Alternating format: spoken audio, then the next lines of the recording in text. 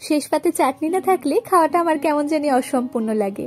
আচ্ছা, তোমাদেরও কি এমন হয়? তাহলে আজকের ভিডিওটা কিন্তু একদম তোমাদের জন্যই, কেননা আজ একদম অনুষ্ঠান বাড়ির মতন স্বাদে টমেটো খেজুর আমসত্ত্বে চাটনির রেসিপিটা শেয়ার করছি। তো এই চাটনিটা বানানোর জন্য প্রথমেই আমি কিছুটা টমেটো ছোট ছোট টুকরো করে কেটে নিয়েছি, আর সাথে বেশ খানিকটা খেজুর নিয়েছি, আর এই খেজুরের বীজগুলো বের করে নিয়ে খেজুরগুলো অর্ধেক করে কেটে নিয়েছি। আর নিয়েছি বেশ খানিকটা আমসত্ত্ব, আর এই আমসত্ত্বটাও ছোট ছোট টুকরো করে কেটে নিয়েছি। এবার একটা কড়াইতে অল্প একটু সর্ষের তেল গরম করে এর মধ্যে 1 চামচ মৌরি, 1 চামচ গ্রেট করা আদা আর কয়েকটা শুকনো লঙ্কা দিয়ে এগুলো হালকা করে একটু নেড়ে চেড়ে নিয়ে আদার কাঁচা ভাবটা চলে গেলেই তারপর এর মধ্যে কেটে রাখা টমেটো গুলো দিয়ে দিলাম। আর এর সাথে দিচ্ছি একদম অল্প একটু নুন আর একটু হলুদ গুঁড়ো। এবার সবটা একবার ভালো করে মিশিয়ে নিয়ে তারপর গ্যাসের ফ্লেমটাকে হাইতে দিয়ে 3 থেকে 4 মিনিট মতন সময় নিয়ে টমেটো গুলোকে একটু ভেজে নেবো। আর ভাজা হয়ে গেলে তারপর কড়াই চাপা দিয়ে লো ফ্লেমে টমেটো গুলোকে সেদ্ধ হতে দেবো। তো প্রায় 5 থেকে 7 মিনিট পর কড়াইয়ের ঢাকা খুলে দেখাচ্ছি, দেখো টমেটো গুলো কিন্তু খুব ভালোভাবে সেদ্ধ হয়ে গেছে। এবার এর মধ্যে 1 কাপ পরিমাণ চিনি দিয়ে এটাকে খুব ভালোভাবে একবার মিশিয়ে নিলাম। এখন কন্টিনিউ নাড়াচাড়া করে চিনিটাকে ভালো করে গলিয়ে নেবো। আর চিনিটা সম্পূর্ণ গলে গেলে তারপর এর মধ্যে টুকরো করা খেজুর, আমসত্ত্ব আর সাথে বেশ খানিকটা কাজু কিশমিশ দিয়ে দিলাম। এখন সমস্তটা একবার খুব ভালো করে মিশিয়ে নিয়ে তারপর এর মধ্যে 1 কাপ পরিমাণ জল দিয়ে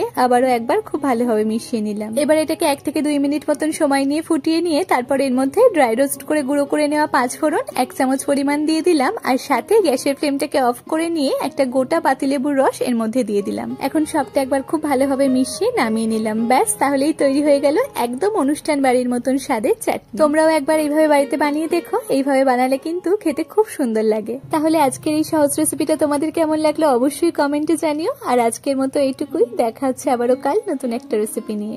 টাটা।